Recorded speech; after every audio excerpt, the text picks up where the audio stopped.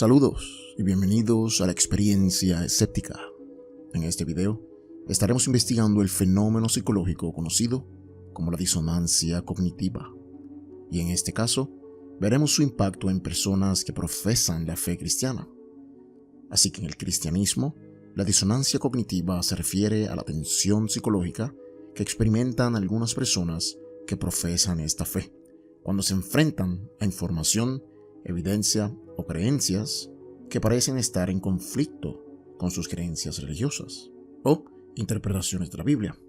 En otras palabras, es la sensación de conflicto interno que surge cuando un individuo cristiano se da cuenta de que hay discrepancias o contradicciones entre sus creencias religiosas y la información que encuentran en el mundo o incluso dentro de su propia comunidad religiosa.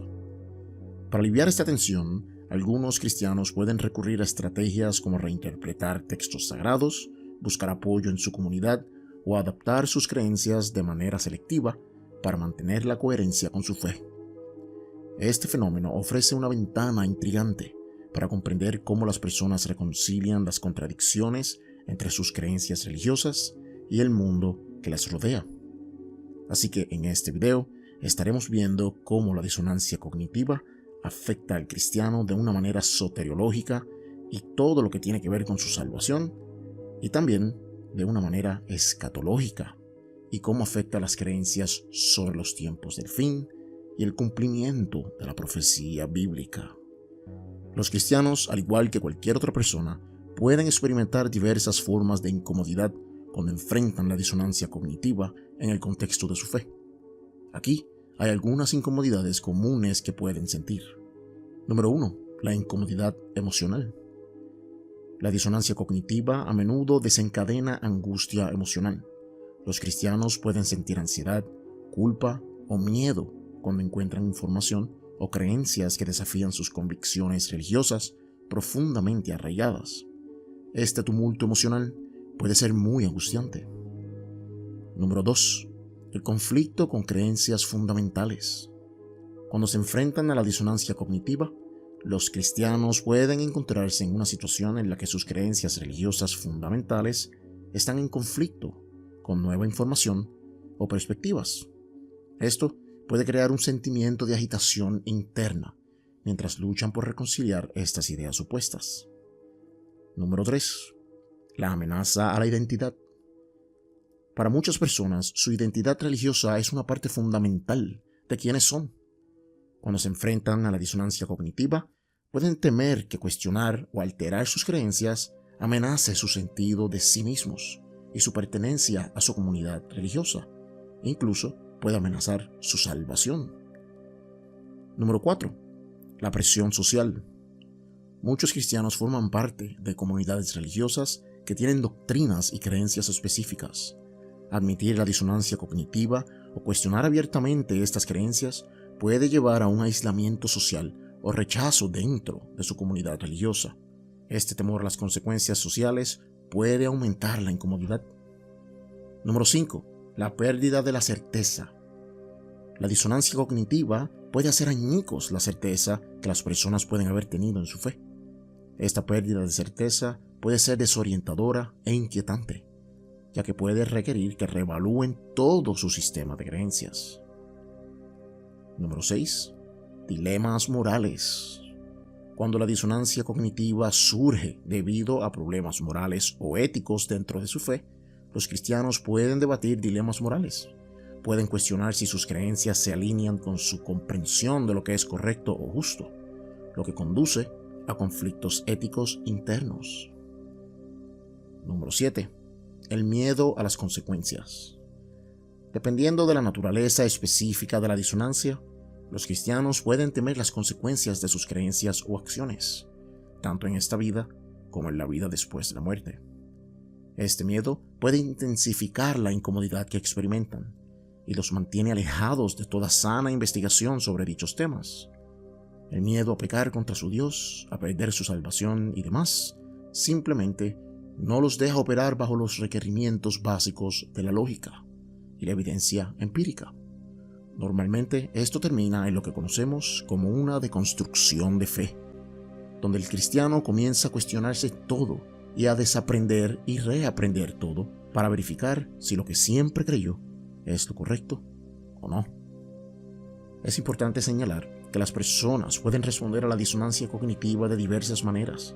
Algunos pueden buscar activamente resolver la disonancia reevaluando sus creencias o encontrando nuevas interpretaciones, mientras que otros pueden utilizar mecanismos de afrontamiento como la evitación o la atención selectiva para minimizar la incomodidad.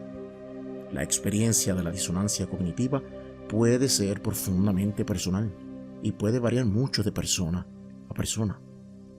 Ahora, veamos algunos ejemplos básicos y reales de la disonancia cognitiva en los cristianos y cómo algunos individuos reinterpretan o racionalizan ciertos aspectos de su fe para resolverla. Ejemplo número 1. La evolución versus el creacionismo. Un cristiano que estudia biología se enfrenta a la evidencia científica de la evolución, que parece entrar en conflicto con la narrativa de la creación bíblica en Génesis. Para resolver esta disonancia, el individuo podría adoptar una interpretación más simbólica de Génesis, considerando que la creación se llevó a cabo de manera divina, pero a lo largo de procesos evolutivos. Este fue mi caso personal. Me convertí en lo que conocemos como un teísta evolucionista, un cristiano que cree en la evolución de las especies. Solo así podía resolver mi disonancia, seguir siendo cristiano y creer en la ciencia a la misma vez. Ejemplo número 2. La tolerancia versus la doctrina religiosa.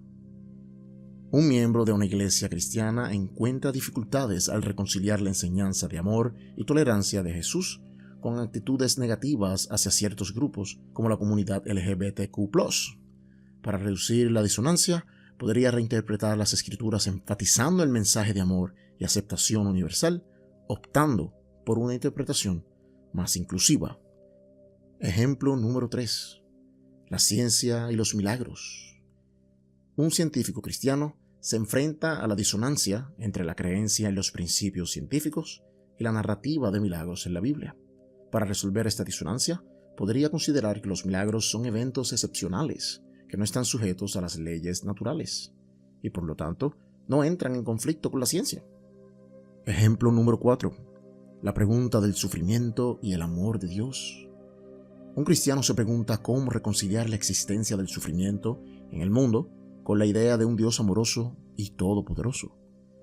Para abordar esta disonancia, podría adoptar una perspectiva teológica que argumenta que el sufrimiento es una parte del libre albedrío humano y que Dios permite el sufrimiento como una prueba o un medio para el crecimiento espiritual. También está la versión filosófica, aquella que dice que el mal es justo y necesario, porque si ocurre es porque Dios traerá algo mejor de ese mal. O sea, que no hay maldad gratuita en el mundo y que todo es permitido por Dios para traer un bien mejor de cada acto de maldad. Como dice el dicho, no hay mal que por bien no venga. Ejemplo número 5. La diversidad religiosa versus la exclusividad. Un cristiano se encuentra con personas de diferentes religiones que son igualmente devotas y moralmente buenas. Para resolver esta disonancia, podría reinterpretar la enseñanza de la exclusividad religiosa, enfocándose en la idea de que Dios puede revelarse de diferentes maneras a diferentes personas y que la fe en Jesús es su camino personal. Estos ejemplos ilustran cómo algunos cristianos abordan la disonancia cognitiva reinterpretando sus creencias o doctrinas religiosas para hacerlas coherentes con nuevas perspectivas o evidencia. Cada individuo puede encontrar su propia manera de resolver esta tensión y encontrar un equilibrio entre su fe y el mundo que les rodea. Ahora veamos algunos mecanismos de afrontamiento que algunos cristianos pueden utilizar para manejar la disonancia cognitiva dentro de su fe. Número 1. El sesgo de confirmación.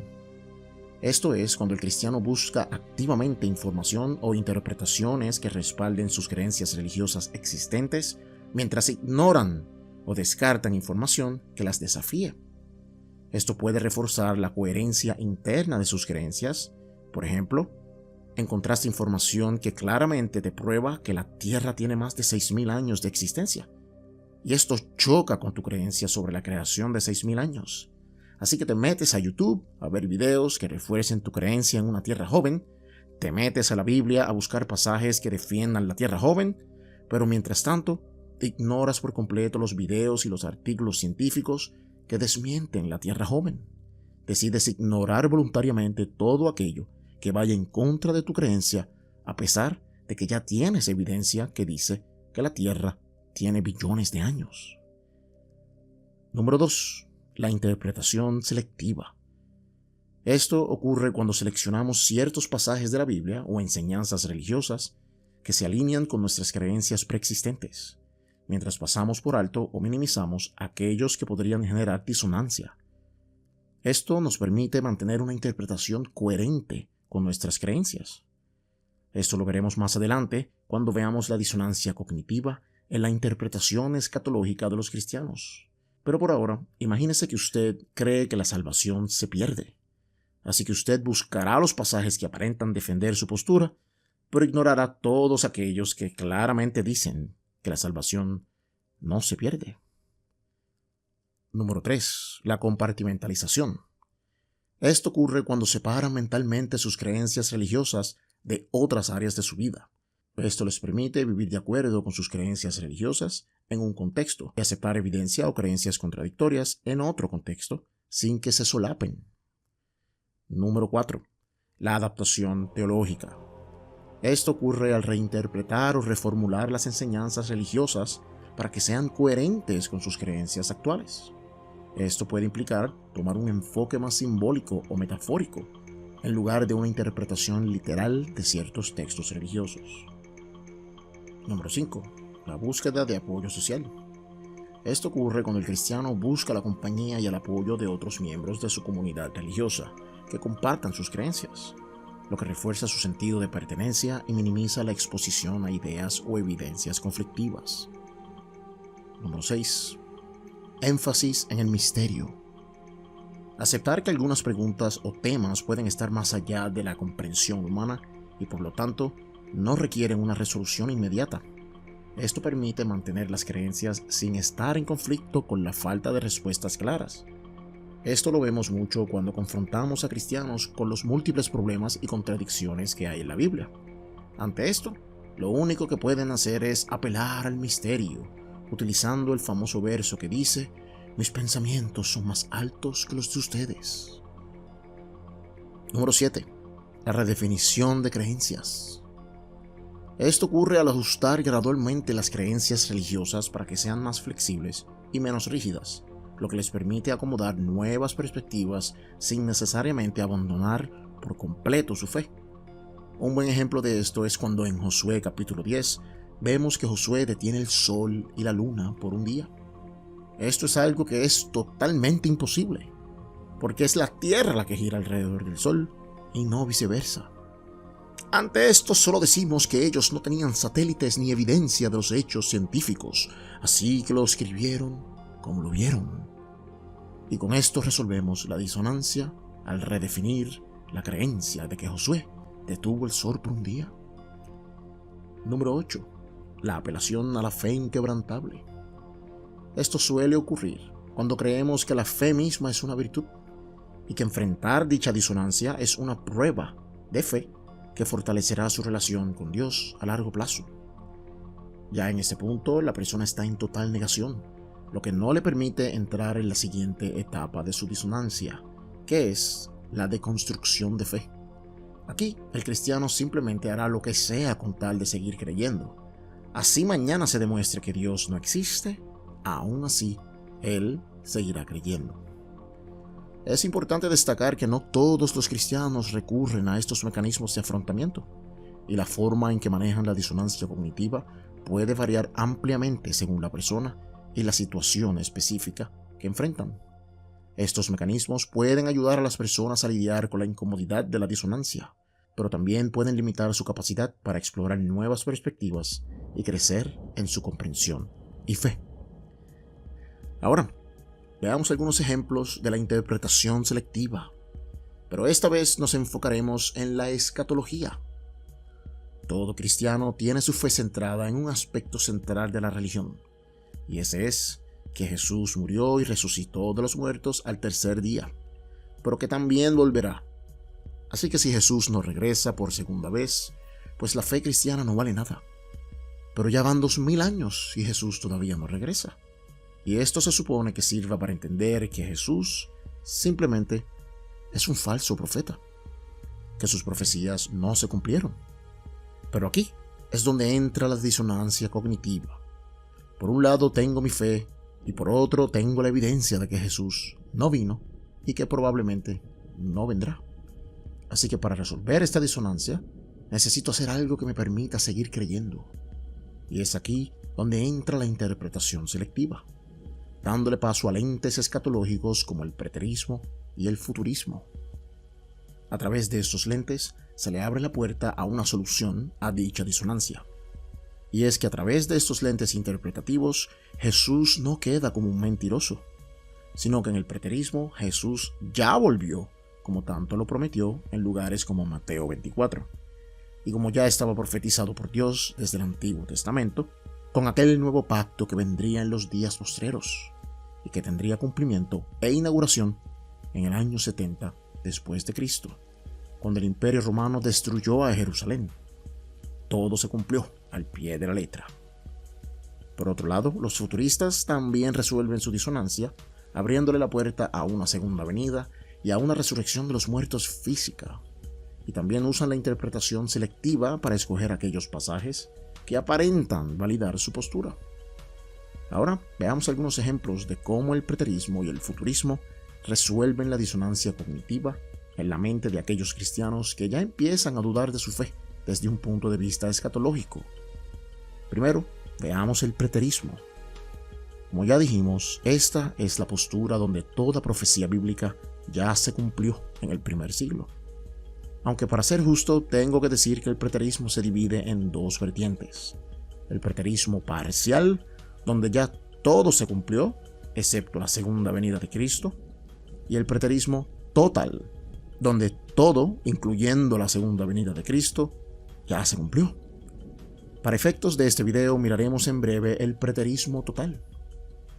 En este caso, la disonancia cognitiva comienza cuando un cristiano se percata de que hay algunas irregularidades en las profecías del fin de los tiempos. Jesús dijo que vendría pronto y 2000 años después no ha llegado. Jesús dijo que habrían guerras y rumores de guerras, que se levantaría nación contra nación, que el amor de muchos se enfriaría, que habría hambruna, pestes, temblores en todas partes, que hijo se enfrentaría a su padre y viceversa, y que ese sería el principio de dolores. Pero luego de esto, vendría el fin. Una vez el cristiano analiza esto a la luz de la historia del mundo, se dará cuenta que todas esas cosas han estado ocurriendo en el mundo entero desde que Jesús ascendió a los cielos. Así que ¿por qué no llega? ¿Por qué se retrasa? ¿Será que ya no viene? El cristiano se da cuenta de que la versión futurista que siempre le vendieron simplemente no es verdad. Pero aún así, no puedo dejar de creer en Jesús. No puedo creer que Jesús mintió. Así que el cristiano sigue buscando y buscando y leyendo y leyendo. Y como parte de su interpretación selectiva, el cristiano comienza a ver patrones en la Biblia que lo ayudan a entender que todo lo que tiene que ver con la escatología bíblica no es como se lo vendieron en la iglesia. Que aquí hay una verdad más profunda que no vemos a simple vista. Es en ese momento y en estos patrones bíblicos donde se comienza a resolver la disonancia. Veamos algunos ejemplos de estos patrones. Número 1. El patrón del lenguaje judicial y profético. Los preteristas totales argumentan que muchas de las descripciones apocalípticas, como Dios viniendo en las nubes o la destrucción de la creación, pueden interpretarse como hebraísmos, lenguaje simbólico y lenguaje judicial que se refiere a eventos históricos específicos, como el juicio divino sobre Jerusalén y el templo en el año 70 después de Cristo. En lugar de interpretar estas descripciones de manera literal, los preteristas las ven como expresiones proféticas del juicio sobre Israel. Cuando vemos a Dios viniendo en las nubes en Isaías 19 a destruir a Egipto, donde los corazones de los hombres se derretían hasta su estómago, obviamente no es literal, sino que es simbólico. un símbolo para un juicio sobre Egipto. O en Isaías 13, cuando el sol y las estrellas no darán más su luz. El cielo se estremecerá y la tierra se moverá de su lugar. Tampoco es literal, sino que es parte de este lenguaje judicial, de estos hebraísmos. Cada uno de estos eventos de deconstrucción y caos solo son una expresión profética de un juicio que no solo ocurriría en ese día, sino que también ocurrirían en el verdadero juicio final que vendría sobre Jerusalén en el año 70. Número 2. La proximidad temporal. Otro patrón clave en la perspectiva preterista total es destacar las afirmaciones en los Evangelios y en el Nuevo Testamento, que sugieren que la segunda venida de Cristo o el juicio final ocurrirían dentro de la generación presente o antes de que ciertos eventos históricos tuvieran lugar. Por ejemplo, Jesús habla de su venida antes de que termine de recorrer todas las ciudades de Israel, Mateo 10:23, o antes de que algunos de los que están aquí mueran, Mateo 16:28. A los fariseos les dice que ellos lo verían sentado a la diestra del Padre y venir en las nubes del cielo, refiriéndose al juicio sobre Jerusalén en el año 70. Estos elementos temporales le dan a entender a los preteristas que como los apóstoles sí recorrieron todas las ciudades antes de que regresara Jesús, y que los que estaban allí parados sí murieron antes de que Él viniera en su reino, contrario a lo que dijo Jesús, y como los fariseos no vieron a Jesús sentado a la diestra del Padre, ni viniendo en las nubes del cielo, pues entonces, en vez de descartar el cristianismo por completo, resuelven la disonancia, creyendo que la segunda venida tuvo que ser espiritual, y se tuvo que dar en el tiempo que dice Jesús en estos textos, en esta generación, la generación del primer siglo, como dice Mateo 24, versículo 34, o cuando los ejércitos rodeen la ciudad, como dice Lucas 21. Los elementos temporales ayudan al preterista a resolver su disonancia en vez de tirarlo todo por la borda y dejar de creer. Número 3. El cumplimiento de profecías en el primer siglo. Los preteristas totales sostienen que muchas profecías bíblicas, incluidas las del libro de Daniel y el libro de Apocalipsis, se cumplieron en el contexto del primer siglo después de Cristo, y no se refieren a eventos futuros del siglo XXI. Por ejemplo, consideran que la profecía de la gran tribulación y la bestia en Apocalipsis se relaciona con la persecución de los cristianos bajo el Imperio Romano. Apocalipsis nos dice que la bestia tiene el número del 666 y que se le entregaría la autoridad de perseguir a los cristianos por 1260 días, o 3 años y medio. Pero cuando utilizamos la gematria hebrea, el número 666 significa Nerón César, el emperador de Roma. Y si utilizamos el 616, como dicen algunos papiros, y utilizamos la gematria griega, veremos que también nos da a Nerón Kaiser, el emperador de Roma, que persiguió a los cristianos en el imperio por 1260 días, o 3 años y medio desde el 64 al 68. Y la gran ramera vestida de púrpura y escarlata no es la Iglesia Católica, sino que es la ciudad de Jerusalén y la clase sacerdotal corrupta, los cuales se vestían de púrpura y escarlata, según Éxodo 28, y a quien Dios mismo llamó ramera y prostituta adúltera en Ezequiel 16 y en Jeremías 3. Así que en este patrón de cumplimientos proféticos y la interpretación selectiva, los preteristas encuentran un arma para resolver su disonancia y no abandonar la fe. Número 4. El énfasis en la inminencia. Los preteristas totales hacen hincapié en que Jesús y los apóstoles hablaban de su venida como algo inminente, instando a sus seguidores a estar preparados para eventos apocalípticos que sucederían pronto. El apóstol Pablo siempre se incluía a sí mismo como parte de aquellos que estarían vivos en el regreso de Jesús, así que Pablo esperaba a Jesús en el primer siglo. Pedro tuvo que inventar una excusa para los que creían que Jesús ya no venía, diciendo que para Dios un día era como 1000 años y viceversa. Los evangelios colocan la segunda venida en el primer siglo también.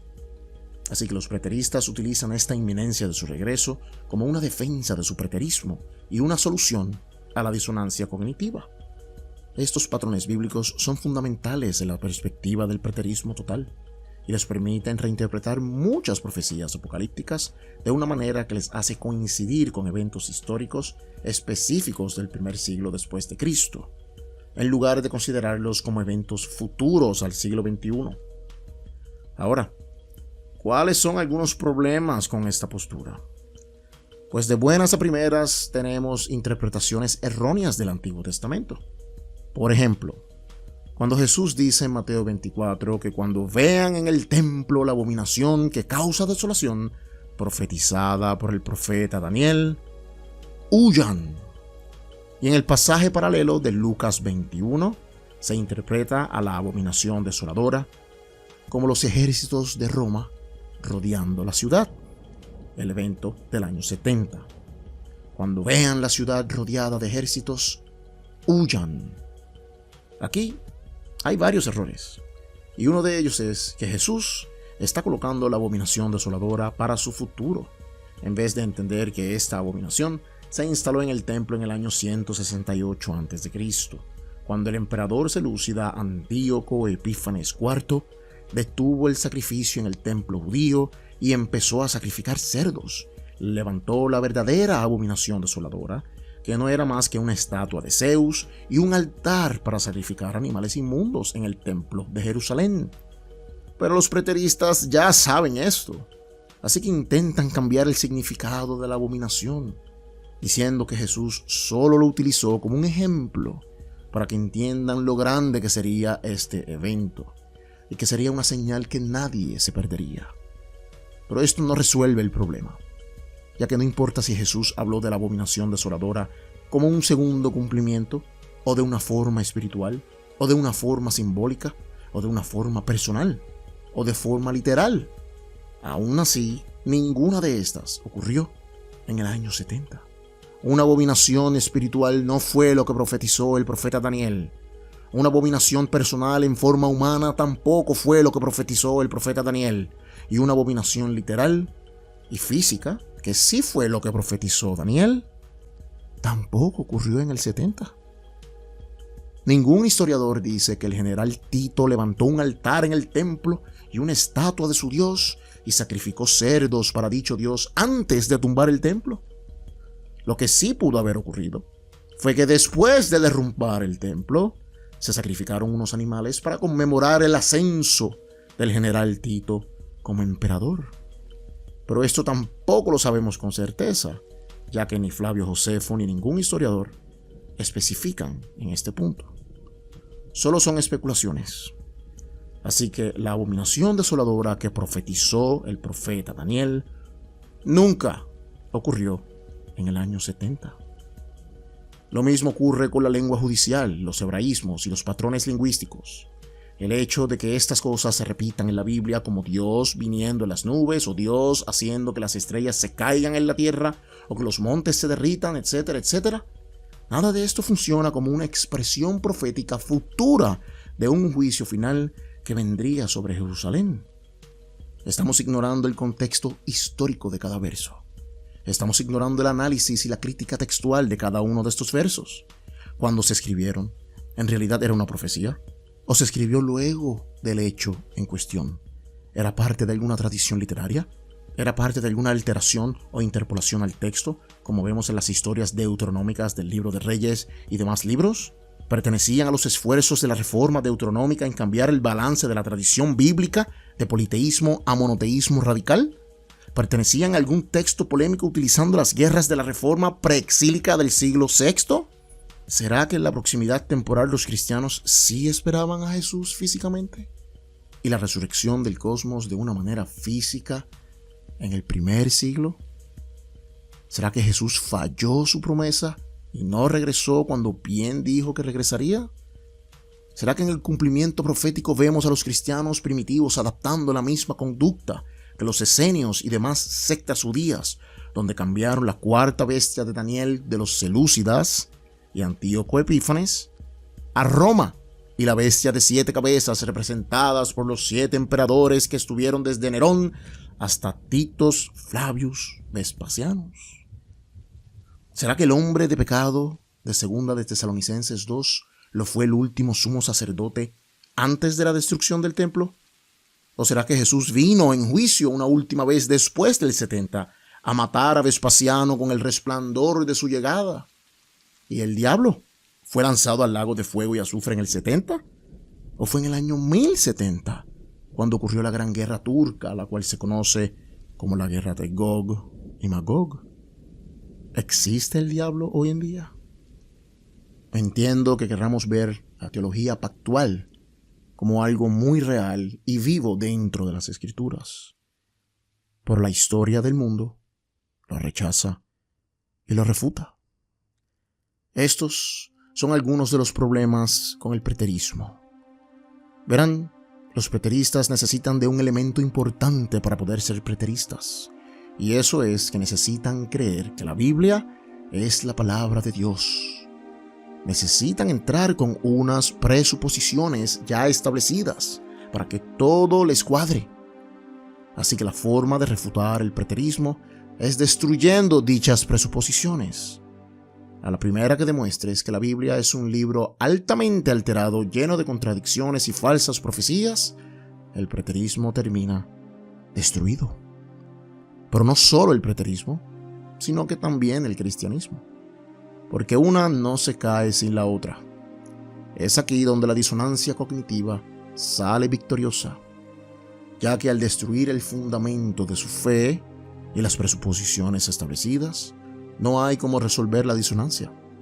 Así que el cristiano termina apostatando la fe. Pero tranquilos, preteristas, esto solo fue una probadita de lo que viene muy pronto. Desde hoy les digo que el año que viene comenzaremos una serie dedicada a destruir por completo el preterismo total, junto con el cristianismo.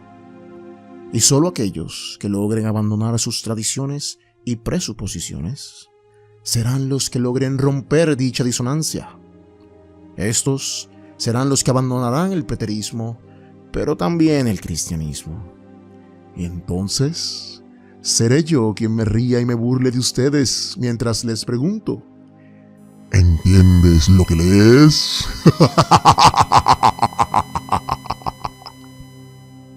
Ahora, continuemos con el futurismo. Como bien ya dijimos, esta es la creencia de que Jesús viene en nuestro futuro. Aquí la disonancia ocurre cuando estudiamos las profecías bíblicas y vemos que Jesús todavía no ha regresado, que los muertos no han resucitado, que una bestia con el número 666 no se ha levantado a traer una gran tribulación sobre el pueblo de Dios, ni una marca que los identifique, y un rapto secreto no ha ocurrido. Así que para no dejar de creer, mejor pensamos y creemos que ocurrirá en nuestro futuro. Un buen ejemplo de la disonancia cognitiva en los futuristas lo es el movimiento millerista del predicador bautista William Miller en el siglo XIX. Miller se hizo famoso por creer que había calculado la fecha exacta del segundo advenimiento de Jesucristo. Basó sus cálculos en un estudio minucioso de la Biblia, especialmente el libro de Daniel, y llegó a la conclusión de que Jesús regresaría en algún momento entre el 1843 y el 1844. La predicción de Miller ganó amplia atención y seguidores, pero a medida que se acercaba la fecha predicha para el segundo advenimiento, comúnmente creída como el 22 de octubre de 1844, los seguidores milleristas anticipaban fervientemente el evento. Muchos vendieron sus posesiones, abandonaron sus empleos y se congregaron en anticipación del regreso de Cristo. Sin embargo, el 22 de octubre de 1844 llegó y pasó sin el esperado segundo advenimiento. Provocó una profunda decepción entre los creyentes. Este evento se conoce como la Gran Decepción. Después de esto, el movimiento millerita enfrentó una gran crisis. Muchos seguidores se sintieron desilusionados y algunos abandonaron el movimiento por completo. Estos fueron los que rompieron la disonancia cognitiva y escaparon del ciclo repetitivo de dicho trastorno, aquel donde creo, dudo, hago unos ajustes y vuelvo a creer. Sin embargo, un grupo central continuó creyendo en las enseñanzas milleritas y buscó entender qué salió mal con la predicción. Y estos son los que resuelven la disonancia en vez de romperla y vuelven a caer en el ciclo. Utilizan los métodos antes mencionados como el sesgo de confirmación, la interpretación selectiva y demás para continuar en su fe. A partir de los restos del movimiento millerita, surgieron varios grupos religiosos distintos, conocidos colectivamente como los adventistas. Entre ellos se destacan los adventistas del séptimo día, liderados por la figura conocida como Ellen G. White, quienes enfatizaron la importancia de observar el sábado como día de reposo y continuaron sosteniendo creencias apocalípticas. Este grupo reinterpretó la profecía de Miller, diciendo que Jesús sí vino el 22 de octubre, pero fue de forma espiritual. Vino a entrar en el templo del cielo como nuestro sumo sacerdote. Muy parecido a los preteristas, por cierto. Más adelante, otro grupo se desprendió de los adventistas, llamados los Testigos de Jehová. Estos creían que Cristo volvería en 1914 y al no ocurrir, ¿adivinen qué? Espiritualizaron todo, igual que los preteristas. Más adelante se levantaron otros grupos carismáticos y todos daban una fecha específica para el fin del mundo. Pero estas nunca llegaban, así que en vez de espiritualizarlo, y a medida que fallaban las profecías, rápido inventaban nuevas profecías moviendo la fecha varios años hacia adelante. Y esto todavía lo hacen hoy. Cuando Israel se convirtió en Estado, dijeron que faltaban 70 años. Llegó el 2018 y todavía estamos aquí. Llegó septiembre de 2023 y todavía estamos aquí. Ahora, la próxima fecha es la de los 3 días del libro de Oseas y el tercer día comienza en el 2030. Pero este día también llegará y no pasará nada. Y luego moverán la fecha más arriba y volverá a fallar una y otra vez. En esta conversación exploramos el fascinante fenómeno de la disonancia cognitiva y cómo puede afectar a las personas en diversas áreas de su vida, desde la religión hasta las creencias apocalípticas. Vimos cómo algunas personas enfrentan la disonancia cognitiva al tratar de reconciliar creencias contradictorias o enfrentar evidencia que desafía sus convicciones arraigadas. La disonancia cognitiva es un recordatorio de que todos somos susceptibles a experimentar tensiones internas cuando nuestras creencias o acciones no se alinean. En estos momentos, a menudo buscamos resolver esa disonancia de alguna manera u otra, ya sea ajustando nuestras creencias, reinterpretando la información o adoptando mecanismos de defensa psicológicos. Al explorar temas como el movimiento millerita y las creencias de los Testigos de Jehová, los preteristas y los futuristas, así como las estrategias utilizadas para manejar la disonancia, hemos observado cómo las personas pueden llegar a extremos para mantener la coherencia con sus creencias y evitar la incomodidad que la disonancia cognitiva puede generar. En última instancia, la disonancia cognitiva nos desafía a reflexionar sobre nuestras propias creencias y cómo las manejamos cuando se enfrentan a pruebas o conflictos. Nos recuerda la importancia de la reflexión crítica y la apertura al diálogo con nuestra búsqueda de significado y verdad. La comprensión de la disonancia cognitiva puede ayudarnos a comprendernos mejor a nosotros mismos y a los demás en un mundo donde las creencias y las opiniones pueden ser diversas y a menudo desafiantes. Si te gustó este video, recuerda suscribirte para más. Deja tu like y una opinión en los comentarios. Y también puedes apoyar el canal de una forma directa haciéndote miembro del mismo hoy. Esto ha sido la experiencia escéptica, dando el primer paso a la verdad.